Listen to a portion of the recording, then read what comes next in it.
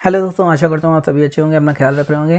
तो दोस्तों आज हम लोग कंप्यूटर के कुछ इंपॉर्टेंट क्वेश्चन देखने वाले हैं जो कि एग्ज़ाम में बार बार रिपीट हो रहे हैं। तो दोस्तों जो एम एस वर्ड है, एम एस एक्सेल है एंड पावर पॉइंट है, मतलब जो पूरा एम एस का है, माइक्रोसॉफ्ट का वो है ऑफिस है, उससे ही क्वेश्चन ज़्यादातर बन रहे हैं। तो ये आपके सिलेबस में भी है, इसलिए ये टॉपिक भी काफ़ी इंपॉर्टेंट है। तो चलिए बिना देरी के स्टार्ट करते हैं। सबसे पहला हमारा क्वेश्चन है कि एम एस ऑफिस किस कंपनी से संबंधित है। जो हमारा एम एस ऑफिस है वो पूरा ऑफिस के अंदर ही एम एस वर्ड, एक्सेल और पावर पॉइंट सब कुछ आ जाता है। तो वो कौन सी कंपनी से संबंधित है? तो एम एस ऑफिस जो है वो हमारा माइक्रोसॉफ्ट से संबंधित है। एप्पल अगर लगा गया है यहाँ तो आपका रॉन्ग हो जाएगा। तो जो माइक्रोसॉफ्ट से एम एस ऑफिस संबंधित है। आगे देखते हैं क्वेश्चन, एम एस ऑफिस का उपयोग किया जाता है। भाई एम एस ऑफिस का उपयोग किस में किया जाता है? प्रेजेंटेशन बनाने में, डॉक्यूमेंट बनाने की, स्प्रेडशीट बनाने में, या फिर सभी में। तो जैसे मैंने बताया कि एम एस ऑफिस एक कॉम्बिनेशन है। तो डॉक्यूमेंट बनाने के लिए एम एस वर्ड का यूज़ करा जाता है, प्रेजेंटेशन बनाने के लिए पावर पॉइंट का यूज़ करा जाता है, और स्प्रेडशीट बनाने के लिए एम एस एक्सेल का यूज़ करा जाता है। तो ये तीनों सॉफ्टवेयर जो होते हैं वो एम एस ऑफिस के अंडर में ही आते हैं। एक बार आप एम एस ऑफिस का सब्सक्रिप्शन लेते हैं तो उसमें आपको सारे सॉफ्टवेयर मिल जाते हैं। तो इसमें आंसर हो जाएगा उपयोग सभी, कि सभी चीज़ों का एम एस ऑफिस के अंदर उपयोग करा जाता है। आगे क्वेश्चन देखते हैं। क्वेश्चन दिया है, निम्न में से एम एस ऑफिस पैकेज के अंतर्गत आने वाले कंपोनेंट नहीं है। भाई एम एस ऑफिस के अंदर कौन नहीं आता है? एम एस ऑफिस के अंदर एम एस वर्ड आता है, एक्सेल आता है, एम एस पेंट या फिर एम एस पावर पॉइंट। आपने कभी सुना है कि एम एस पेंट नाम की कोई चीज़ होती है? नहीं सुना होगा ना। पेंट अपना अलग एक एप्लीकेशन आती है। तो एम एस ऑफिस के पैकेज के अंदर एम एस वर्ड, एक्सेल और पावर पॉइंट आता है, लेकिन एम एस पेंट कुछ नहीं होता है, तो वो इसके अंदर नहीं आता है। तो सी वाला हमारा करेक्ट हो जाएगा। आगे देखते हैं। क्वेश्चन दिया गया है कि एम एस ऑफिस सॉफ्टवेयर किस भाषा में लिखा गया है। भाई एम एस ऑफिस जो सॉफ्टवेयर है, हर सॉफ्टवेयर किसी ना किसी लैंग्वेज में लिखा जाता है। जैसे जावा हो गई, HTML हो गई, CSS हो गई या पाइथन हो गई। तो एम एस ऑफिस कौन सी भाषा में लिखा गया है? तो एम एस ऑफिस किस में लिखा गया? HTML, CSS या फिर C या फिर C++। तो ये लिखा गया है C++। देखिए एम एस ऑफिस एक एप्लीकेशन काफ़ी पुरानी है, तो पहले C++ काफ़ी चर्चा में रहती थी। तो अब तो जावा, पाइथन का मोस्ट ऑफ द यूज़ हो रहा है। तो ये पुरानी लैंग्वेज में ही लिखा गया। आगे देखते हैं क्वेश्चन, एम एस ऑफिस की शुरुआत किस वर्ष हुई थी? ये भी काफ़ी इंपॉर्टेंट क्वेश्चन है, पूछा जा चुका है। तो एम एस ऑफिस की शुरुआत कौन से वर्ष हुई थी? तो वो हुई थी 1989 ईस्वी में। तो ये नोट कर लीजिए अगर आपको ना पता हो, क्योंकि ये इंपॉर्टेंट क्वेश्चन है और पूछा जा भी चुका है। आगे देखते हैं क्वेश्चन, एम एस ऑफिस सर्वप्रथम किस ऑपरेटिंग सिस्टम के लिए बनाया गया था? तो सिंपल सी बात है, एम एस ऑफिस जो है वो विंडोज़ के लिए ही बनाया गया था और विंडोज़ में ही ये काम करता है। तो ये चीज़ आपको ध्यान रखनी है। सबसे पहले वो जो बनाया गया था वो मैक के लिए बनाया गया था, लेकिन बाद में उसे विंडोज़ ने बना के अपना काम किया। आगे, निम्न में से एम एस ऑफिस का पहला वर्जन कौन सा था? भाई एम एस ऑफिस का पहला वर्जन कौन सा था? हर चीज़ के वर्जन आते हैं ना, जैसे एप्लीकेशन आपकी जो होती है उसके अपडेटेड वर्जन आते हैं, आप अपडेट करते हैं एप्लीकेशन, तो वो भी सॉफ्टवेयर ऑफिस का भी वर्जन होता है। तो जो सबसे पहला वर्जन था वो एम एस ऑफिस 1.0 था, ना कि 1, ना फिर 0.1, ना कि 1.2। आगे देखते हैं, एम एस ऑफिस वर्जन 3 कब लॉन्च हुआ? भाई 3 वाला वर्जन कब लॉन्च हुआ? बहुत डिटेल में क्वेश्चन पूछे जा रहे हैं इसमें। तो एम एस ऑफिस जो वर्जन 3 था वो 1992 में लॉन्च हुआ। मतलब 1 आया, फिर 1.1, 2, 3 वो सब आगे। फिर देखते हैं 1997, मतलब 1997 में एम एस ऑफिस का कौन सा वर्जन उपयोग में आया? भाई 1997 में कौन सा एम एस ऑफिस का वर्जन उपयोग में आया? तो वो आया एम एस ऑफिस 97। तो जैसे विंडोज़ के वर्जन आ रहे हैं उसी हिसाब से एम एस ऑफिस के भी वर्जन अपडेट हो रहे हैं।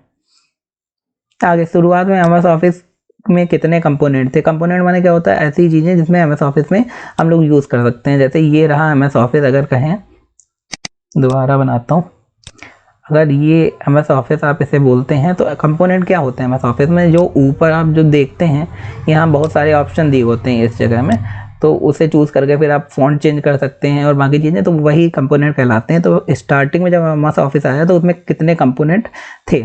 तो यहाँ पे बात करी जा रही है कि कितने, मतलब एम एस ऑफिस के अंदर कितने सॉफ्टवेयर थे। तो एम एस ऑफिस के अंदर जब स्टार्टिंग में आया तो 3 सॉफ्टवेयर थे। तो वो कौन कौन से? वो एम एस वर्ड हो गया, एम एस एक्सेल हो गया, पावर पॉइंट आजकल और ज़्यादा ऐड हुए हैं और ये अपडेटेड हुए हैं। आगे देखते हैं क्वेश्चन की, डॉक्यूमेंट बनाने के लिए एम एस ऑफिस में कौन सा उपयोग किया जाता है सॉफ्टवेयर? सिंपल सी बात है, डॉक्यूमेंट बनाने के लिए क्या एक्सेल किया जाता? नहीं। एम एस एक्सेस किया जाता? नहीं।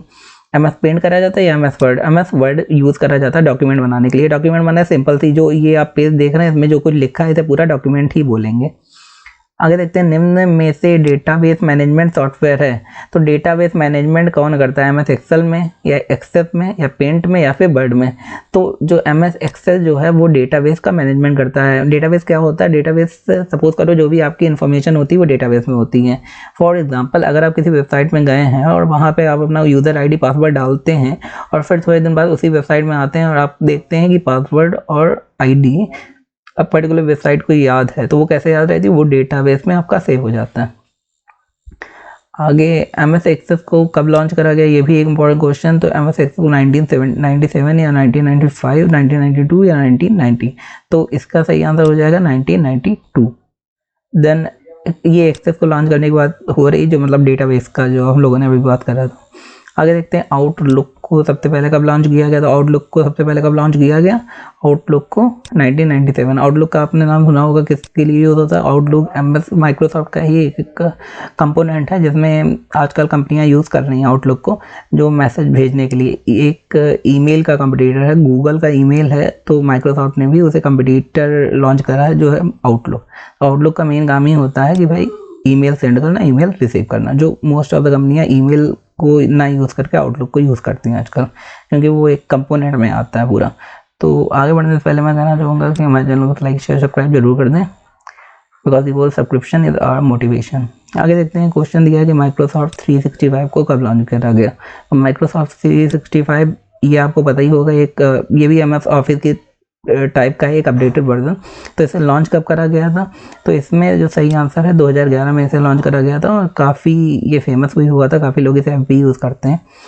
आगे देखते हैं, क्वेश्चन दिया निम्नलिखित में से वर्ड प्रोसेसर सॉफ्टवेयर है, तो वर्ड प्रोसेसर कौन सा सॉफ्टवेयर है, एमएस एक्सेल है या एमएस एक्सेस है या एमएस पेंट है या एमएस वर्ड है।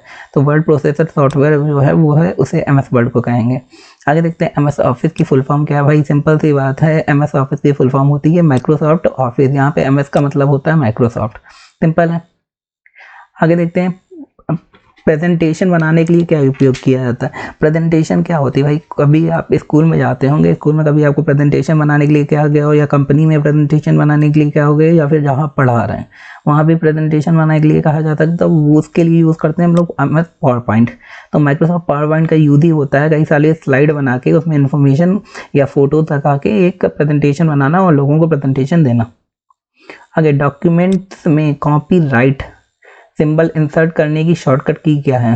भाई कॉपीराइट को इंसर्ट करने की शॉर्टकट की क्या होती है, वो होती है Alt Ctrl + C। तो इससे आप डायरेक्ट कॉपीराइट किसी डॉक्यूमेंट में ऐड कर सकते हैं। आगे देखते हैं, एमएस वर्ड में वर्क करते समय किसी वर्ड के नीचे की ओर देखने वाली लाल कलर की अंडरलाइन का क्या मतलब होता है। उसका सिंपल सी मतलब होती है, जो स्पेलिंग जब गलत होती है तो एक नीचे लाइन अंडरलाइन आ जाती है, तो ये आपको उसे जब राइट क्लिक करते हैं तो फिर स्पेलिंग चेंज कर सकते हैं या फिर उसे इग्नोर करने का भी ऑप्शन आता है, वो भी आप कर सकते हैं। आगे देखते हैं, क्वेश्चन दिया एमएस वर्ड में प्रिंट करने के लिए कौन सा मेन्यू। एमएस वर्ड ही का सभी में प्रिंट करने के लिए एक ही मेन्यू का यूज़ करते हैं। अगर कंट्रोल करें तो Ctrl + P का यूज़ करते हैं, लेकिन अगर मेन्यू का यूज़ करें तो कौन से मेन्यू के अंदर प्रिंट का ऑप्शन आता है, जो फाइल मेन्यू होता है उसके अंदर प्रिंट का ऑप्शन आता है, उसमें जाके आप प्रिंट कर सकते हैं। एमएस एक्सेल में बाई डिफ़ॉल्ट कितनी शीट होती हैं, तो ये क्वेश्चन आया भी था, मैंने बताया भी था। एमएस एक्सेल में बाई डिफ़ॉल्ट 3 सीटें होती हैं। जब आप एमएस एक्सेल खोलेंगे तो 3 सीटें ऐसे करके आपको एक ही पेज के अंदर मिल जाएंगी और उसके बाद आप उसे बढ़ा घटा सकते हैं, वो आपके ऊपर आंसर। अब कितनी सेल होती हैं, कितने रोज आते हैं, ये भी क्वेश्चन आते हैं इससे। आगे क्वेश्चन देखते हैं, एमएस वर्ड में किसी डॉक्यूमेंट को दिए जाने वाला नाम क्या कहलाता है। कोई डॉक्यूमेंट का नाम देते हैं, किसी नाम से ही कोई डॉक्यूमेंट सेव करते हैं तो उससे कहते हैं हम लोग फाइल नेम। तो आई होप आपको वीडियो हमारा अच्छा लगा होगा। अगर वीडियो अच्छा लगा हमारे चैनल को लाइक शेयर सब्सक्राइब जरूर कर दें। धन्यवाद।